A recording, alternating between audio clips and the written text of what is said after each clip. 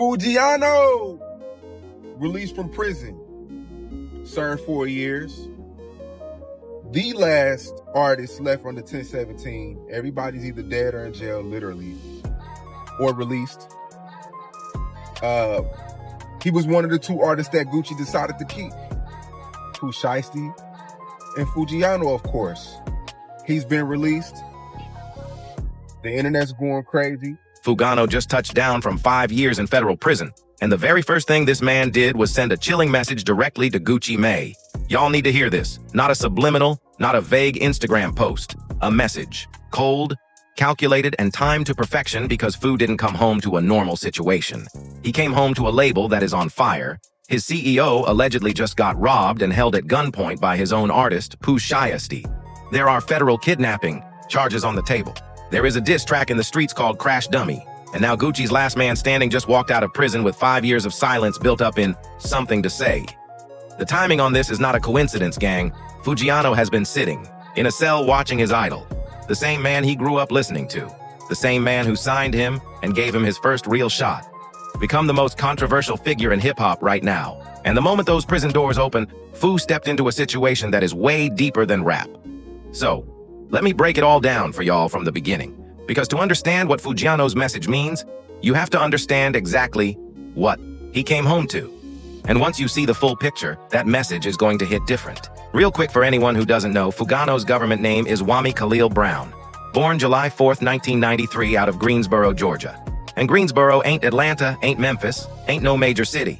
This is small town Georgia where the streets are tight and everybody knows everybody. And the only ways out are music, sports, or crime. Foo found all 3 at some point. By the time he was 12 years old, Foo's whole world shifted. His uncle came home from prison and dropped a bomb on him. The man he thought was his father was actually his stepfather. From that moment, Foo said he went straight to the hood, and once you go street at 12 in a small Georgia town, the system finds you fast. In 2013, he caught burglary and robbery charges. 2014, he got sentenced, served 3 years. That was bid number 1. But here's what you have to understand about Foo. He never let that stop his momentum. He came back out, started taking music serious, and the talent was undeniable. His single Molly Baby Mama started making noise in 2020. Real organic buzz, not manufactured, not label pushed initially, just real street records connecting with real people. The baby hopped on the remix. That's when the industry started paying attention. And who was watching closer than anyone? Gucci Mane, the architect of Atlanta trap music, the man who discovered more street talent than almost any executive in the game. Gucci signed Foogiano to 1.7 Records in 2020 and immediately gave him the platform. November 2020, Foo's debut album, Guta Baby, dropped and it debuted at #1 on Billboard's Heatseekers albums chart out the gate, first album #1. This was a career on a rocket ship, fam. And then December 2020 happened. December 2020. Foo gets arrested in Georgia on possession of a firearm by a convicted felon charge because he had a prior felony. Remember those 2013 charges? Having a gun at all was a federal violation. The judge set bail at $50,000 and put 2 conditions on his release. 1, wear an ankle monitor. 2, stay inside the state of Georgia. Now, most people would hear those conditions and say, bet. Let me keep my head down, handle my business legally, and wait for this to resolve. So we're talking about Foogiano, the Atlanta-based rapper whose real name is Kwame Brown, is represented by Gucci Mane. Take a look. This is a booking photo just in. U.S. Marshals now say they tracked down the 27-year-old in Memphis last week. They tell us they had been trying to find him for 3 months after he apparently melted off his court-ordered ankle monitor, and they tried to track him down there. At last check, Brown is now being held in a jail in Memphis. We've also learned he's part of an ongoing wrongful death lawsuit stemming from a fatal shooting that happened at a nightclub in South Carolina. That is the logical move. That is the safe move. Fugo said, "No cap, I don't care." He burned the ankle monitor off, like literally melted it off his body. Didn't just cut it, burned it.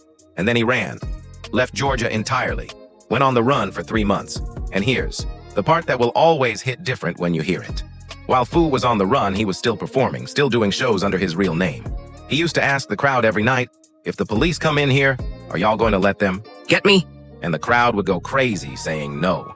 He was moving on pure confidence, pure street energy, Playing chess, he said, not checkers, but the feds don't play crowd games, gang. In March 2021, federal agents caught up with Foogiano in Memphis, Tennessee. 3 months on the run and it ended in Memphis. May 2021, he was sentenced to 5 years in federal prison.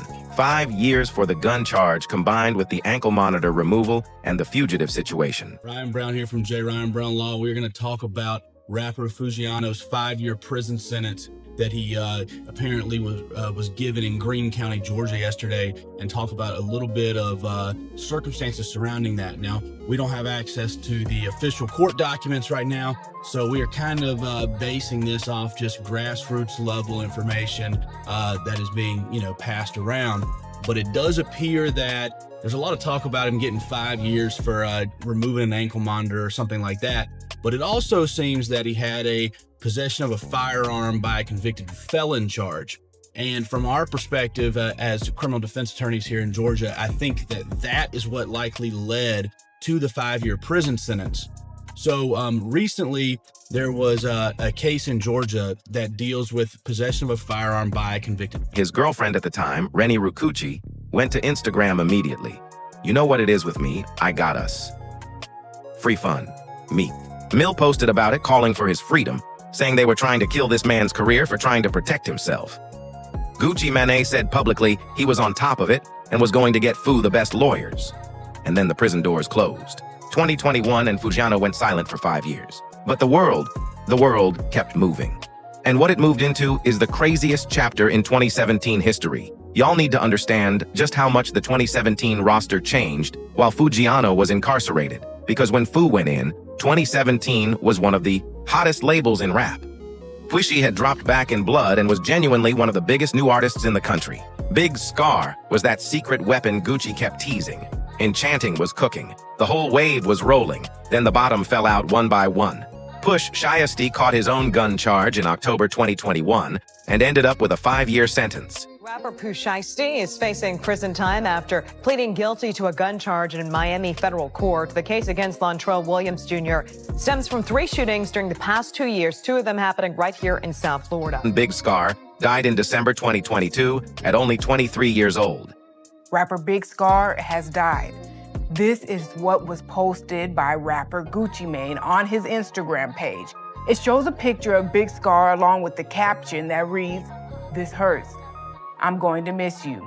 We are hearing the rapper died today. He was signed to Gucci Mane's label. Enchanting passed away in June 2024.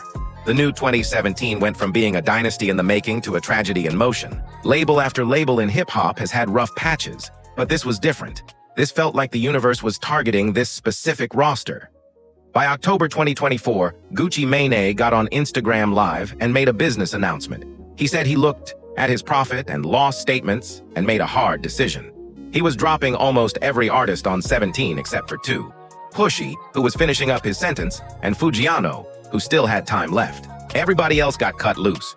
Here's what Gucci said verbatim. "I'm gonna have to release almost all of my artists except Pushiest and Foogiano. This is a decision I didn't want to make.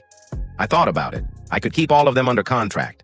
But I said, hey, let's just make the unselfish decision and let them take their talents elsewhere." Hey, what's up, y'all? Listen, I wanted to make this announcement on 10/17 yesterday, but I just seen like my statement, my P&L with all my artists.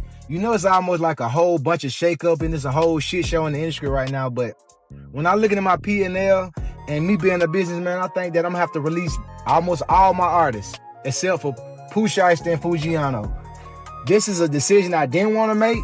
I thought about it, you know what I'm saying? I could keep all of them under the contract. But I said, hey, fuck it. Let's just make the unselfish decision and, let them take their talents elsewhere. So. Sounds clean, right? Sounds like a boss move.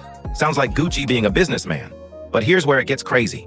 The 2 artists he kept, the 2 he said were the only ones making him money, the only ones worth investing in, were both sitting in prison at the time he said this. And within 6 months of Pushisti getting out, everything exploded in a way that nobody could have predicted.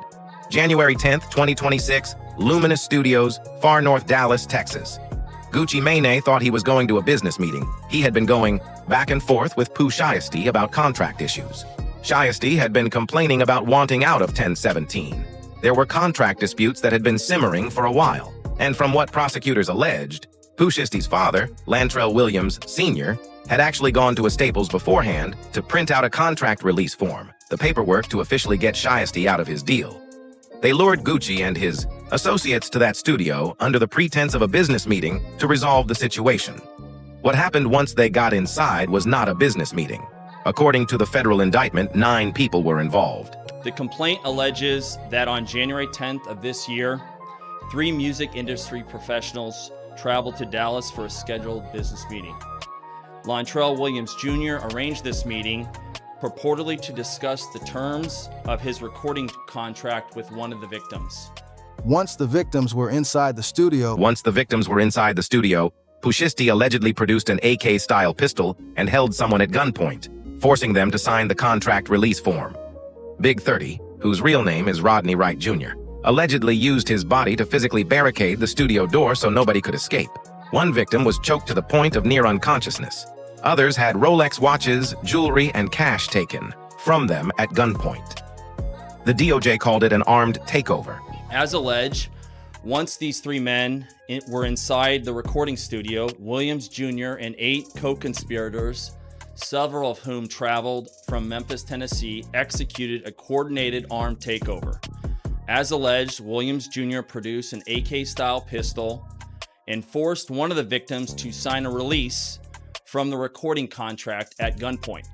The remaining conspirators displayed firearms and robbed the other victims of Rolex watches, jewelry, cash, and other high-value items. One of the victims was actually choked by one of the defendants to the point of near unconsciousness. Defendant Wright barricaded the studio door with his body to prevent the victims from escaping. Surveillance footage, license plate data, fingerprint evidence, and cell phone records all allegedly linked the suspects to the scene. And here's the detail that sealed it. Pugh Shiest was supposed to be on house arrest at the time. His electronic monitoring device showed he was not at home. He left his location, traveled from Memphis to Dallas, allegedly committed this robbery and kidnapping, and went back. The charging document outlines some of the evidence, just some, establishing the defendant's roles in the federal offense. This is as follows. Electronic monitoring data placing Williams Jr. at the offense location, which would put him in violation of his home detention conditions. Cell phone records and license plate reader data corroborating the coordinated travel of multiple defendants from Memphis, Tennessee to Dallas. Rental car records confirming Williams Sr. rented a vehicle that was used by the group. Surveillance footage from the offense location, a nearby office supply store, and a hotel where several of the defendants stayed following the offense. Fingerprint evidence as well that was recovered from the crime scene, matching at least 2 of the defendants. The federal government moved fast. Pushiest, Big 30 Shiest's father, and 6 more people were all charged with federal kidnapping, a charge that carries a maximum sentence of life in federal prison. This week, 9 individuals, including well-known musical artists, kidnapped and robbed at gunpoint numerous victims at a music studio in Dallas, Texas. 8 of the 9 were arrested yesterday in Dallas, Memphis, and Nashville. These individuals who are charged and arrested include Lantrell Williams Jr., also known as Pooh Shiesty, Lantrell Williams Sr., Rodney Wright Jr., also known as Big 30, Kadarius Waters, Demarion Gibson, DeMarcus Glover, Corday Johnson, Darian McDaniel, and Terrence Rogers has not been arrested yet, but will be soon. That's not even the crazy part, fam. That's not even the crazy part. In early April 2026, during Push Shastasty's bond hearing in a Dallas federal court, FBI Special Agent Pamela Hansen testified under oath, and what she said blew the whole situation open. She testified that Gucci Mane gave a statement to the Dallas Police Department on the evening of January 10th, 2026, the same night it happened, and she confirmed that most of the criminal complaint relied on information from Gucci and his associates. Gucci talked. He cooperated with the investigation. Pushisty was sitting in that courtroom when this came out. Journalist Bryson Paul, who was in the room, reported that Shy rested his head against the courtroom wall, shook his left leg, and appeared to shake his head in disbelief as the agent's testimony continued. The judge denied bond. Shisty stayed, locked up. Then on April 10th, 2026, Gucci Mane dropped a song, Crash Dummy, produced by Zethoven. The song was clearly aimed at Pooh Shiesty and Big 30. Even though Gucci didn't name them directly, the lyrics laid it all out in black and white. He rapped about being set up at what he thought was a business meeting. He talked about being dapped up and smiled at by people who were plotting against him. He told Shiesty that he went out like a real crash dummy and reminded him that after everything, he was still technically signed to the label. He declared that he built 2017 from the ground and wasn't going to let anyone take it down. And then this is the line that sent chills through the internet. He closed the track by repeating one phrase over and over. I done been betrayed. Now, my heart turned cold. The streets were divided immediately. Some people respected Gucci for standing his ground and putting his feelings into a record. Others, especially people like Uncle Murder, came out swinging. Uncle Murder got on his podcast and said what a lot of people were thinking in the streets. He said Gucci can't sound like a civilian after being a gangster for over 20 years. He talked about how many people Gucci influenced had out here banging and doing street things, and now Gucci wants to cooperate with police and drop a diss track. He said Gucci misled a generation of people and gave them energy he couldn't live up to himself. Charlemagne Thagard weighed in too, saying the allegations are still unproven and noting a troubling pattern he sees in how these industry situations play out. He said at some point you have to say forget the street code when your life is on the line. But he also acknowledged how complicated the whole situation is. The internet was going crazy. Instagram comment sections were on fire. And then April 21st, 2026, something happened that shifted the entire energy again. Foogiano came home. April 21st, 2026, 2017, producer Spiffo Made It posted a selfie on his Instagram story with Foogiano and wrote simply, "No more free few." Foo's personal photographer confirmed it on his own story. "Stay free. Welcome home, Foo." The photo that circulated, shared by No Jumper and picked up everywhere, showed Foogiano smiling, flashing those grills. Grills, by the way, that he famously kept even while incarcerated. In a BBC documentary filmed while he was in jail, he revealed he had a permanent $100,000 grill that never left his mouth. Even in county jail back home in Greensboro, he said those are his people. Those are the guards he grew up with. That smile with those grills is a statement in itself. Foo didn't come home broken. He came home the same. But the internet didn't. Just celebrate. The internet immediately started doing math because look at what Foogiano walked into. His label CEO just allegedly got robbed and kidnapped by his own label mate. The other artist on the roster, the man who came home 6 months before, Foo, is now sitting in federal custody facing potential life in prison. Gucci dropped a diss track calling people crash dummies. The internet is debating whether Gucci is a snitch. 2017 Records is in genuine crisis, and Foogiano, he is now the last 1,7 artist standing. The only one on the roster who is free, alive, and not under indictment. Some people in the comments saw it immediately. One fan wrote, "Rob 2 on the way." Another said, "Let's see how this goes." Someone else wrote, "Out of everybody who got up in 1017, he might be the one who gets blessed." And then there was this comment that stuck with people. "Free Foo from 1017 before he sent his cartel friends to come get you." That last one?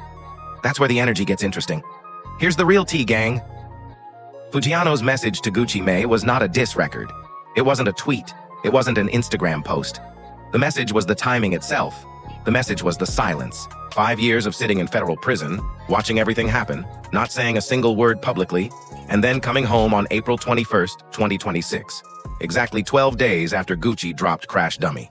Exactly 11 days after the FBI testified that Gucci talked to the police in the middle of the most chaotic moment in 2017 history. The message is, I'm here. I watched everything and I'm still standing.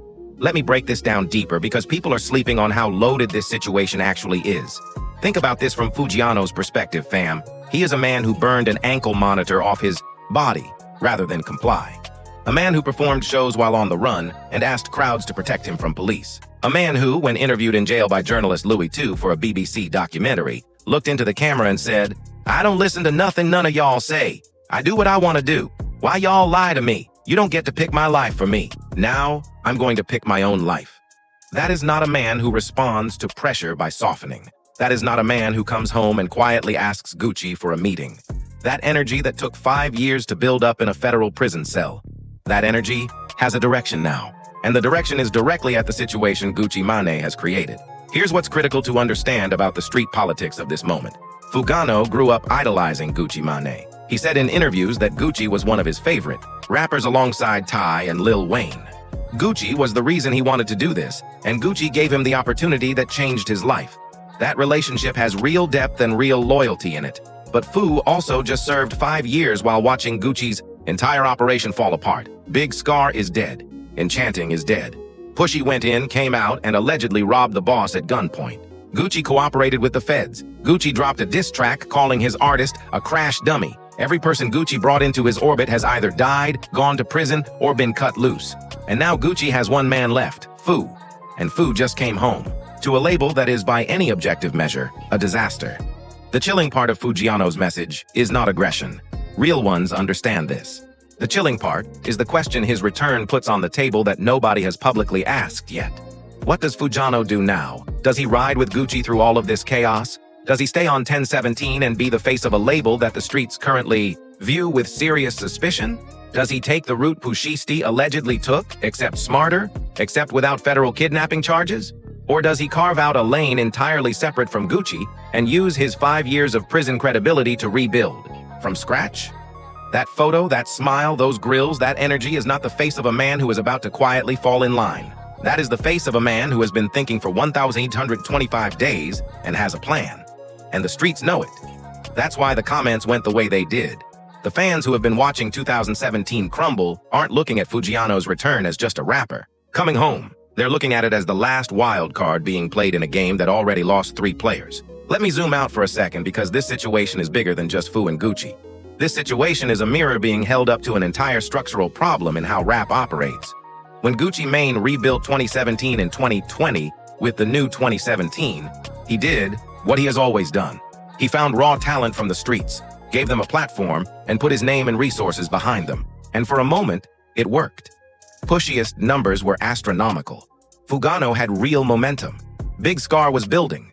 The label was a genuine force. But what also happened is that Gucci's branding is built entirely on street credibility. The 2017 aesthetic, the trap music mythology.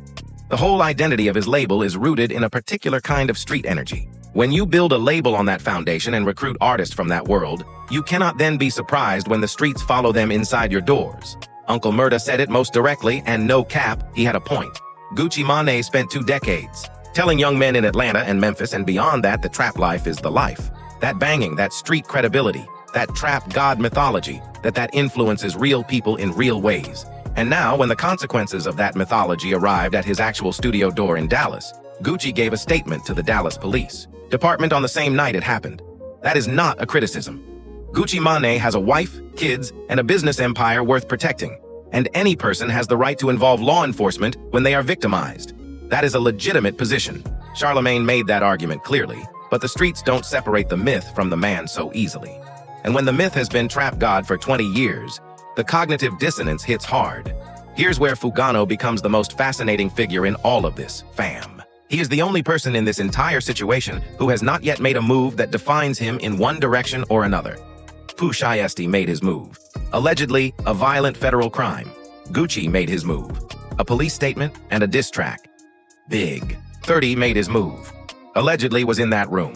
Uncle Mura made his move. Called Gucci out publicly. The entire 1017 world has been forced to show its hand. Fu just got home. His cards are still face down. And that is the most powerful position anyone in this situation currently occupies. Think about who Foogiano is right now in terms of his position in the culture. He's a man with real street credibility. He did 5 years federal, no cooperation, no snitching allegations, nothing but time served. He's a man with music talent that people were genuinely excited about before he went in. He's a man who is technically still signed to 1017, the label that is currently the most chaotic and controversial label in hip-hop. And he's a man who, based on everything we know about his personality, does not make small moves. The chilling message is not just, I'm back. The chilling message is, I've been watching. I know everything that happened, and I got options. So, what happens now? Let me give y'all the real breakdown of how this plays out, because there are a few different roads this situation can go down. Road 1, Foogiano rides with Gucci, stays on, and becomes the last soldier of a label trying to rebuild. This is the loyalty route. Given their history, Gucci took a real chance on Fu when nobody else was looking. There's a real relationship there that deserves respect. If Fu comes back and makes records, drops heat, and helps Gucci rebuild 2017's reputation, that's a real power move for both of them. A fresh start, new era, and Fu gets to be the face of it with the credibility of having survived 5 years without breaking. Road 2, Foogiano separates from 2017 and goes independent. After watching Gucci cooperate with law enforcement, after watching the label crumble, after watching every single person on that roster face tragedy, Fu could look at the situation and decide the 2017 brand is too heavy a cross to carry right now. Go independent. Drop music under his own name. Let the talent speak and rebuild without the baggage. Road 3. And this is the one the streets are most curious about. Foogiano says something publicly about Gucci, about the situation, about the culture, about everything he watched from inside that cell for 5 years. Maybe it's in an interview, maybe it's in a record, maybe it's in a documentary, because Fu has been known to talk. And the amount of perspective he has built up over 5 years of watching 2017 implode is genuinely historic in its depth. If he speaks on all of it with full honesty, the way only someone who has literally been through the fire and come back can, that is a story the culture will listen to. Here's the thing. No cap. The chilling part of Foogiano's message to Gucci, man, is that the message hasn't been fully delivered yet. What we're watching right now is the beginning of it. The photo, the timing, the smile, that's just the opening line. The full message is still being written. And the question nobody can answer yet. Not Gucci, not the streets, not the internet is exactly what that message is going to say. What we do know is this. Foogiano is a man who burned a court-ordered ankle monitor off his own body rather than be controlled. He is not a man who comes home and accepts whatever situation he walks into. He is not a man who goes quietly. 5 years is a long time to think. 5 years in federal prison watching your label disintegrate. Watching your boss become the center of one of the wildest controversies in hip-hop history. Watching the man who inspired your entire career become someone the streets debate. 5 years of that build something inside a person. Pressure, clarity, purpose. And on April 21st, 2026, that pressure finally had somewhere to go. Foogiano is home. The last man standing on 17. And Gucci Mane, the man who gave him his shot, the man his entire career is tied to, the man at the center of a federal kidnapping case, just received the chilling message that his last artist is watching. Real recognize, real gang. And right now, the whole culture is watching to see who in this situation is actually real. Drop what y'all think in the comments. Is Foogiano going to ride with Gucci through this? Is he going to break away? And where do y'all think goes from here? Because one thing is certain, the next move Foogiano makes is going to say everything. If this video hit different, y'all know what to do. Subscribe, drop that like, and come back because this situation is not over. Not even close.